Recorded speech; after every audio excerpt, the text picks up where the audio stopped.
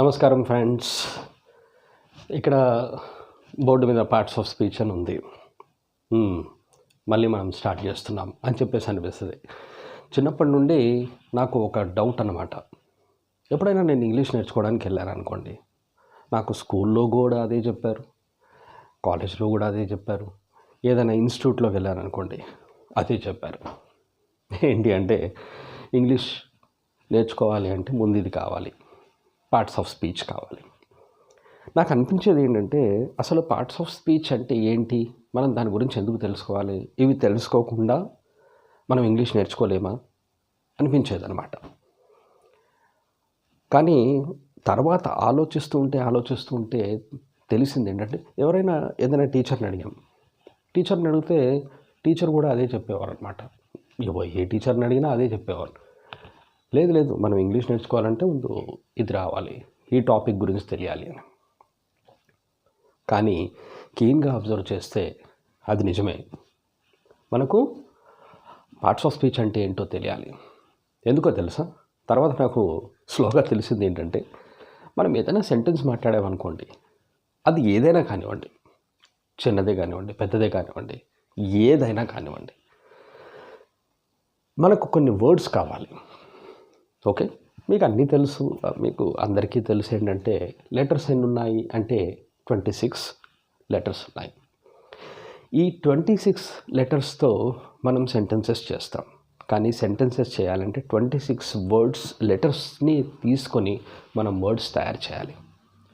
For example, ఇప్పుడు మనం ఏదైనా సెంటెన్స్ రాయాలి అంటే ABCDEFGH అని రాసామనుకోండి.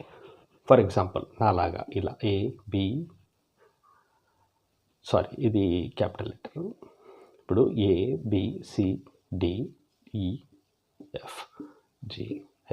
అని నేను రాశాను. మీకు ఏమైనా అర్థమైందా? ఏమీ అర్థం అవ్వలేదు. ఎందుకంటే ఇవన్నీ లెటర్స్. మనకు లెటర్స్ రాస్తే అర్థం కాదు, వర్డ్స్ రాస్తే అర్థం అవుతుంది. ఇవి 26 లెటర్స్ ఉన్నాయి. సరే, ఈ 26 లెటర్స్ని తీసుకొని మనం ఏం చేస్తాము అంటే వర్డ్స్ తయారు చేస్తాం. వర్డ్స్ తయారు చేసిన తర్వాత మనం ఏం చేస్తామంటే సెంటెన్సెస్గా తయారు చేస్తాం. సెంటెన్సెస్ తయారు చేసినప్పుడు మనకు ఎవరైనా మనతో ఏదైనా అడిగినప్పుడు అప్పుడు మనకు అర్థమవుతుంది. ఎవరైనా మనల్ని ఎక్కడికి వెళ్తున్నావు అన్నారు, లేదా పేరేంటి అన్నారు, లేదా ఇవాళ వస్తున్నావా లేదా అన్నారు, ఏది అడిగినా కూడా మనకు ABCDEFGH అని అడిగితే అర్థమవుతుందా? అర్థం అవ్వదు. నేను నా పేరే చెప్పాలి. నా పేరు చెప్పాలి అన్నప్పుడు నేను ఏం చెప్తాను అంటే మై నేమ్ ఈజ్ అంటాను. మై నేమ్ ఈజ్ అశోక్ అన్నాను. మై నేమ్ ఈజ్ అశోక్ అన్నాను.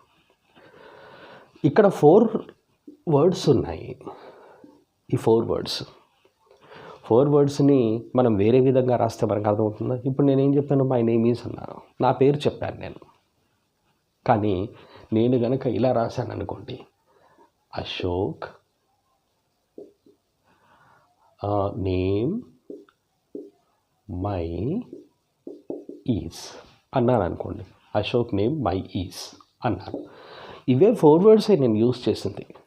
ఈ 4 వర్డ్సే నేను ఇక్కడ యూజ్ చేశాను. కానీ ఈ 4 వర్డ్స్ యూజ్ చేస్తే మీకు అర్థమవుతుందా? అశోక్ నేమ్ మై ఈజ్ అని అర్థం కాదు. కాబట్టి మనం ఏం చేస్తాము అంటే ఒక ఫార్మేషన్, సెంటెన్స్లో ఒక ఫార్మేషన్ కావాలని చెప్పేసి మనము పార్ట్స్ ఆఫ్ స్పీచ్ని యూజ్ చేస్తాం. ఇప్పుడు ఇక్కడ ఉంది, ఇది మై, ఇక్కడ అడ్జెక్టివ్ అవుతుంది, ఇది నౌన్ అవుతుంది, ఇది వర్బ్ అవుతుంది, ఇది మళ్ళీ నౌన్ అవుతుంది. అంటే మై నేమ్ ఈజ్ అశోక్ అన్నాం కాబట్టి, నా పేరు నేను చెప్తున్నాను కాబట్టి ఇక్కడ ఇది సబ్జెక్ట్ అవుతుంది, ఇది ఆబ్జెక్ట్ అవుతుంది. అంటే ఈ సబ్జెక్ట్ని క్లియర్ చేస్తుంది అనమాట. మై నేమ్ ఈజ్ అశోక్ అని చెప్తున్నాం కాబట్టి నా పేరు ఏంటి? అశోక్ అని చెప్తున్నాం కాబట్టి దీని గురించి ఇది ఫుల్ చేస్తుంది అనమాట. ఇది అడ్జెక్ట్ అవుతుంది, ఇది నౌన్ అవుతుంది. ఎప్పుడు తెలుస్తుంది మనకు పార్ట్స్ ఆఫ్ స్పీచ్ తెలిస్తేనే తెలుస్తుంది. పార్ట్స్ ఆఫ్ స్పీచ్లో ఏముంటాయి? Noun, pronoun, verb, adverb, adjective, preposition ఇవన్నీ ఉంటాయి. వీటన్నిటి గురించి మనం తెలుసుకున్నాం అనుకోండి, అప్పుడు ఏంటి అంటే ఎక్కడ ఏది యూజ్ చేయాలి అన్నది మనకు తెలుస్తుంది. అడ్జెక్టివ్ తర్వాత నౌన్ యూస్ చేస్తాం. ఇప్పుడు ఇక్కడ నేమ్ మై అని యూస్ చేయం కదా. ఇప్పుడు ఇక్కడ ఉంది నేమ్ మై యూస్ చేస్తాం. ఆ ఫార్మేషన్ రాంగ్. అందుకని చెప్పేసి మనము పార్ట్స్ ఆఫ్ స్పీచ్ని నేర్చుకోవాలి. అందులో ఏది ఎలా కానీ డీప్గా తెలుసుకుందాం అనుకోండి. డీప్గా తెలుసుకుంటే కన్ఫ్యూజన్స్ ఉంటాయి. ఆ కన్ఫ్యూజన్స్ అన్నీ లేకుండా మనము ప్రాక్టీస్ చేస్తూ ఉంటే మనకు అర్థమవుతుంది. అయితే నౌన్ ఉంది. నౌన్ ఒకటే ఉందా అంటే ఒకటే కాదు. ప్రొనౌన్ ఉంది. ఒకటే ఉందా? ఒకటే లేదు. సమ్ కేటగిరీస్ ఆఫ్ నౌన్స్ ఉన్నాయి, సమ్ కేటగిరీస్ ఆఫ్ ప్రొనౌన్స్ ఉన్నాయి, సమ్ కేటగిరీస్ ఆఫ్ అడ్జెక్టివ్స్ ఉన్నాయి. అన్నీ 8 పార్ట్స్కి మళ్ళీ కేటగిరీస్ ఉంటాయి. ఇప్పుడు నౌన్ ఉంది. Noun is divided into 5 types, 5 parts అంటాం. నౌన్ ఈజ్ ఆఫ్ 5 కైండ్స్ అంటాం. ఈ 5 కైండ్స్ ఏంటి అన్నది తెలుసుకోవాలన్నమాట. How many kinds of pronouns are there, how many kinds of adjectives are there.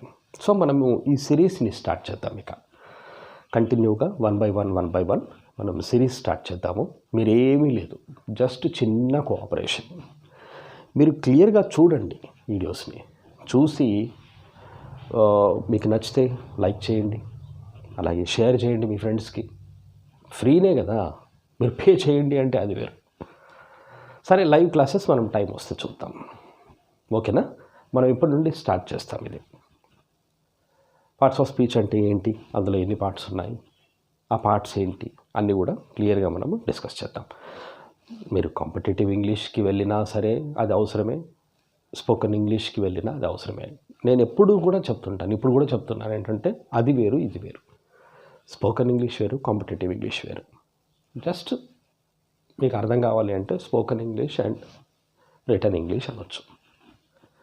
Competitive ఇంగ్లీష్ని రిటన్ ఇంగ్లీష్ ఎందుకు అంటాము అంటే, ఎందుకంటాం, ఎగ్జామ్స్ రాయడానికి యూజ్ చేస్తాం. అది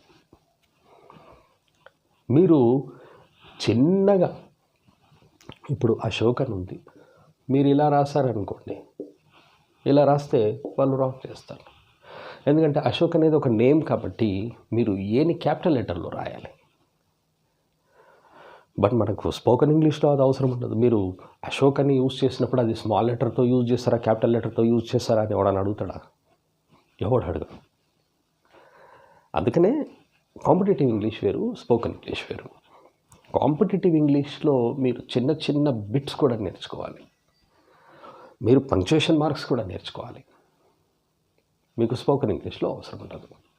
కాకపోతే మనం స్పోకెన్ ఇంగ్లీష్కి రిటన్ ఇంగ్లీష్కి డిఫరెన్స్ చెప్తూ మనం క్లాసెస్ని కంటిన్యూ చేద్దాం.